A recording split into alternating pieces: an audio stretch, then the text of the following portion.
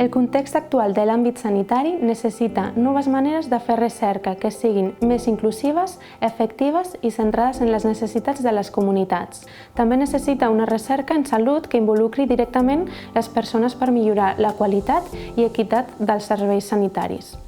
El màster universitari en recerca participativa en salut de la UVic t'aportarà tots els coneixements i habilitats necessaris per fer aquest tipus d'investigació, com els principis i mètodes de la recerca participativa, el disseny de projectes o l'anàlisi i interpretació de les dades obtingudes. També et permetrà aprendre les bases de l'atenció integrada i centrada en la persona en diferents etapes del cicle vital.